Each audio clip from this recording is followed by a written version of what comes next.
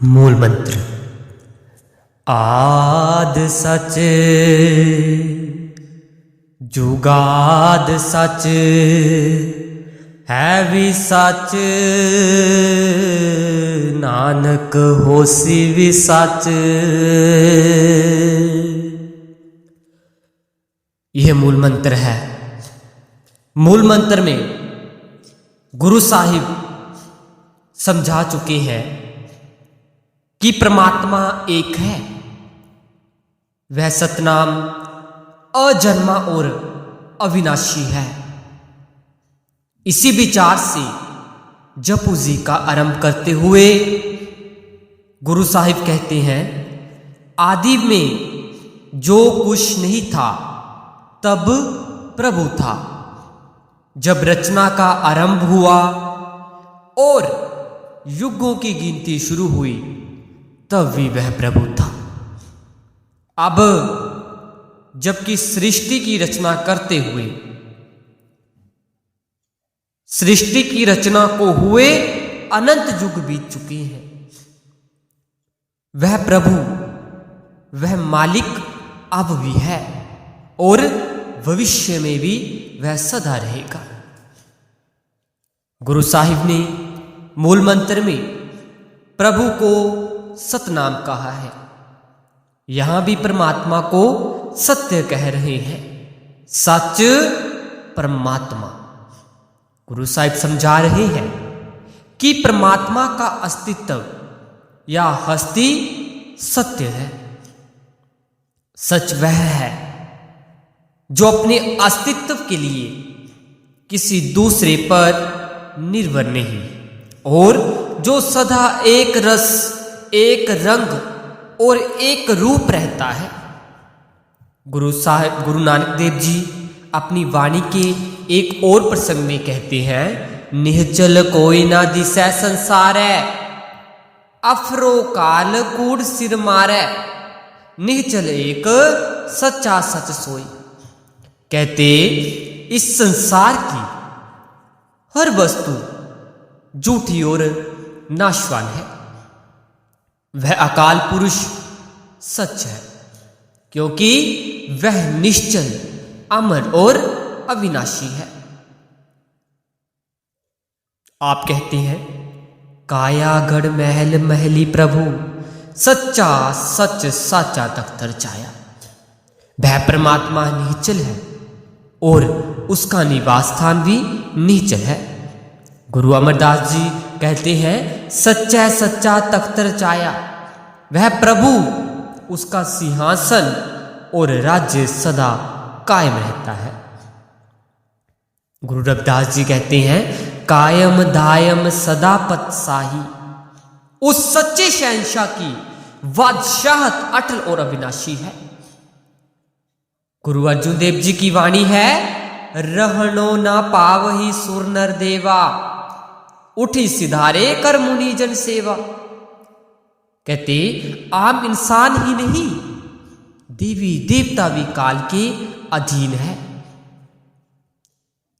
गुरु अमरदास जी का कथन है, जो आया सो प्रभु को जासी।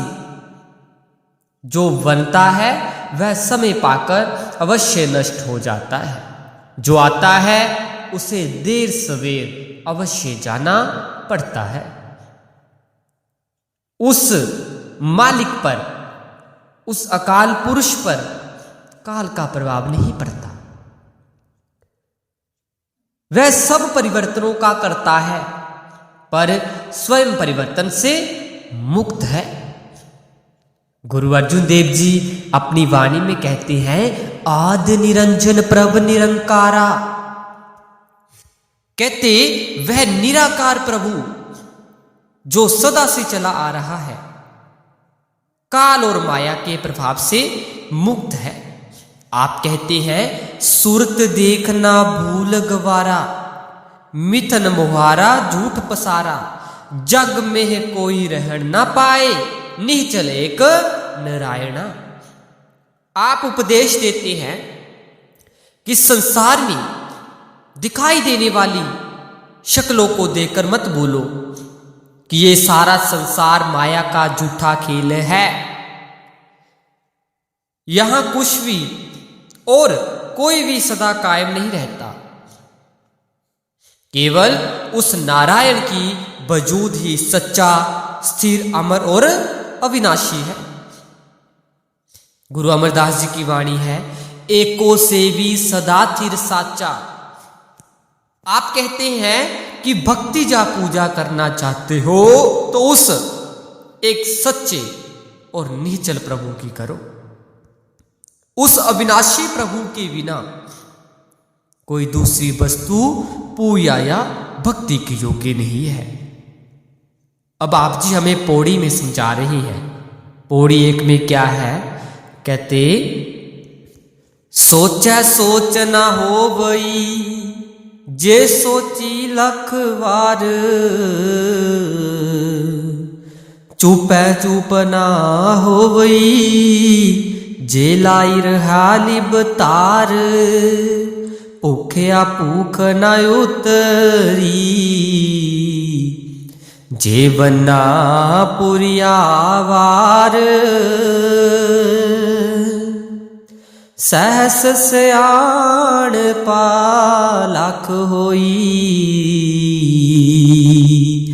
ताईक न चलै नाल, किव सचियारा होइए, किब कूड़ै टूटै पाल, हुक्म रजाई चलना, नानक लिखिया नाल।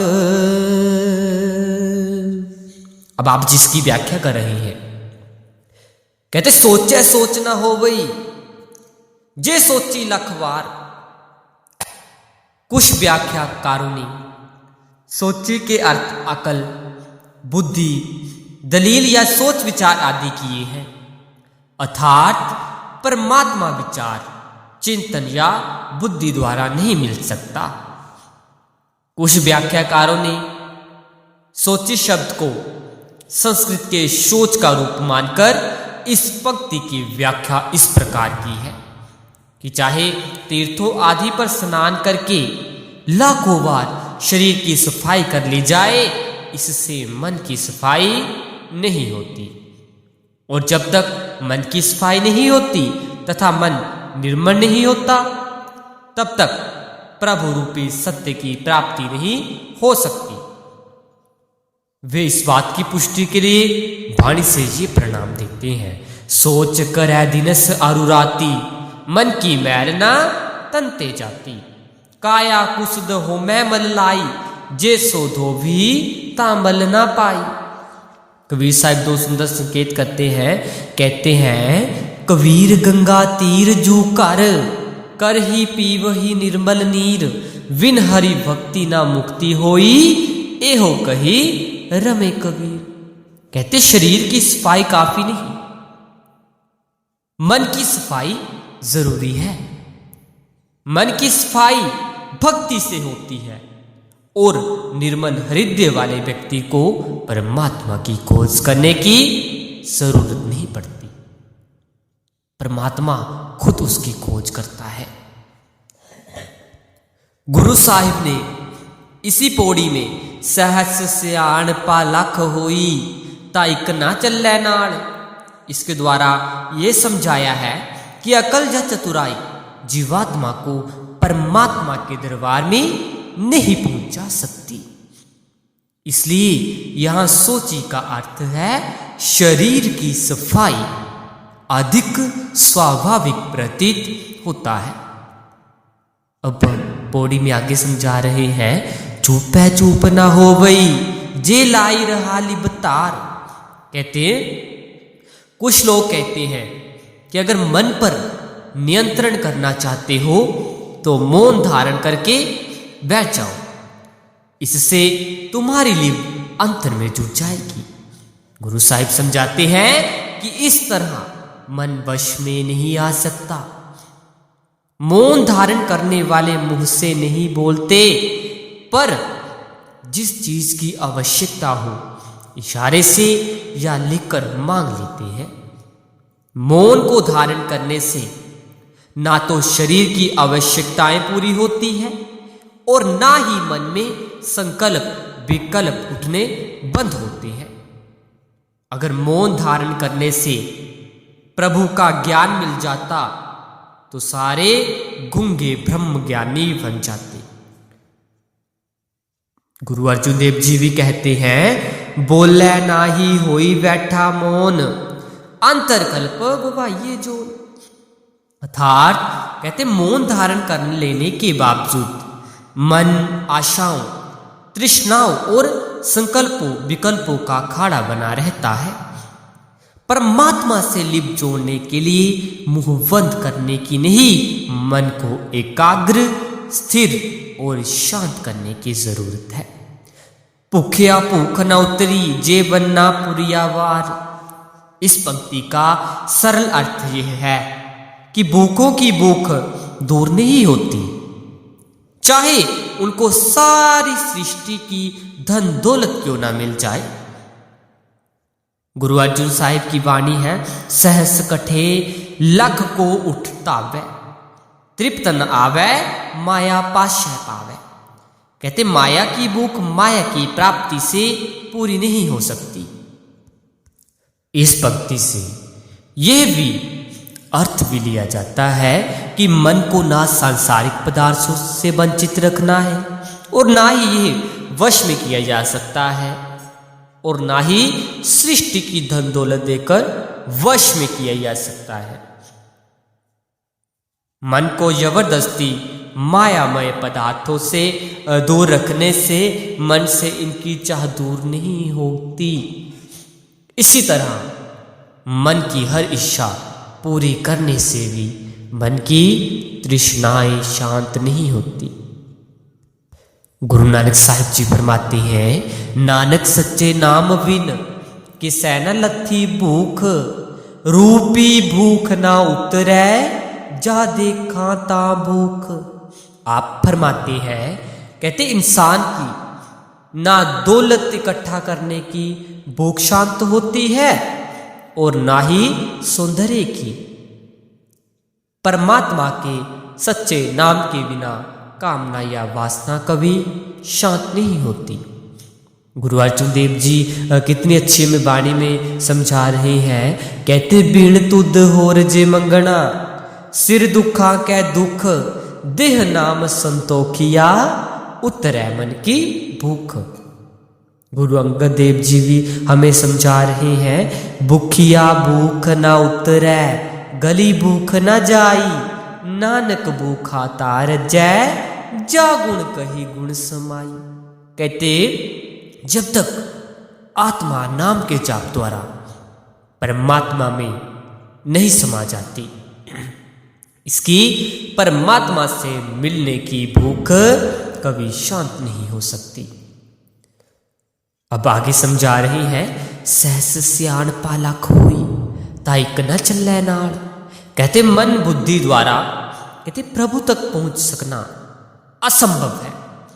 उस सर्व ज्ञाता को कोई अपने ज्ञान द्वारा कैसे प्राप्त कर सकता है?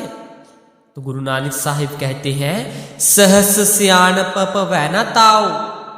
गुरु अर्जुन देव जी कहते हैं, सहस सियाणप लैया ना जाइए।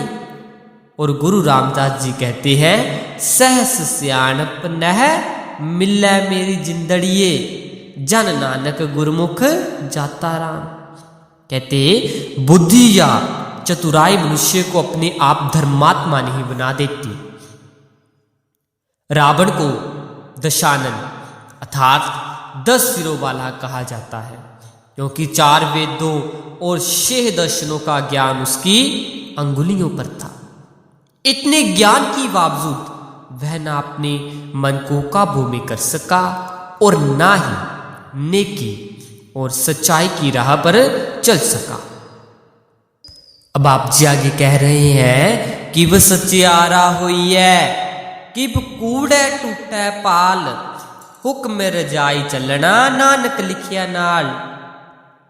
गुरु साहिब जी ने जपू जी के पहले श्लोक में परमात्मा को सच कहा है। वह परमेश्वर सच है क्योंकि वह अपना आधार आप है। वह सच है क्योंकि वह सदा एक रंग, एक रस और एक रूप रहता है। वह ना ही बदलता है और ना ही नाश होता है। उस अमर अविनाशी परमेश्वर के अलावा दूसरी हर चीज परिवर्तनशील और नाशवान है। इसलिए गुरु साहिब ने परमेश्वर के अलावा हर चीज को असत्य जा झूठ कहा है। अब आगे समझा रहे हैं, हुक्मी रजाई चलना नानक लिखिया नाल। इस पंक्ति के ये अर्थ भी किए जाते हैं कि क्रमानुसार लिखे तकदीर के लेख को खुशी खुशी परवान कर लेना ही हुक्मी रजाई चलना है। हुक्म के बारे में चर्चा करते समय 3 बातें मुख्य रखनी चाहिए। पहली, हुक्म से गुरु साहिब का भाव प्रभु की रजा भाना भी है। दूसरा, उसकी संसार की रचना और संभाल करने वाली शक्ति भी और जीवात्मा को परमात्मा के साथ मिलाने वाली शक्ति भी। नंबर 3, गुरु साहिबान तथा अन्य कई संतों महात्माओं ने हुक्म शब्द, नाम और परमात्मा सबका समान अर्थों में प्रयोग किया है। सबो हुक्म हुक्म है आपे, निर्भो समत विचारी। जा नाम निरंजन नाल है, क्यों पाइये पाई। और तेरा शब्द तू है हई, आपे वर्म कहाई। इन और ऐसे अन्य प्रसंगों से पता चलता है कि वाणी में हुक्म, शब्द, नाम और परमात्मा को समान अर्थों में प्रयोग किया गया है। गुरु रामदास जी की वाणी है, नाम निरंजन अलख है, क्यों लखिया जाई। नाम निरंजन नाल है, क्यों पाइये भाई। नाम निरंजन वर्तदा, रविया सब ठाई। गुर पूरे ते पाइये, हृदय दे दिखाई। नानक नदरी कर्म होई, गुरु मिलिए भाई। निरंजन का निरंजन रूप नाम जीव के अपने अंदर है। जब गुरु के उपदेश पर चलते हैं तो यह नाम हृदय में प्रकट हो जाता है और सर्वव्यापक दिखाई देने लगता है। आप वाणी के एक अन्य प्रसंग में कहते हैं, एको नाम हुक्म है, नानक सतगुर दिया बुझाई जियो। कहते जीव को परमात्मा द्वारा केवल एक हुक्म दिया गया है और वह हुक्म है नाम से लिप्त सोना। गुरु अमरदास जी लिखते हैं, सिमर गोविंद मन तन तुर लिखिया, नानक लिखिया नाल। वह हुक्म नाम से लिप्त जोड़ने का है। नाम के साथ लिप्त जोड़ने पर झूठ की दीवार टूटती है और नाम के साथ लिप्त जोड़ने पर ही जीव सच्चिया बनकर निष्कर वापिस पहुंचने का सौभाग्य प्राप्त कर सकता है। गुरु अर्जुन साहिब जी कहते हैं, परब मिलने की एह निशानी, मन एको सच्चा हुक्म पछाणी। सहज संतोख सदा तृप्ता से, अनद खसम कै भाणे जियो। कहते जो हुक्म को पहचान लेता है वह प्रभु से मिल जाता है और जो प्रभु से मिल जाता है वह हुक्म का रूप हो जाता है।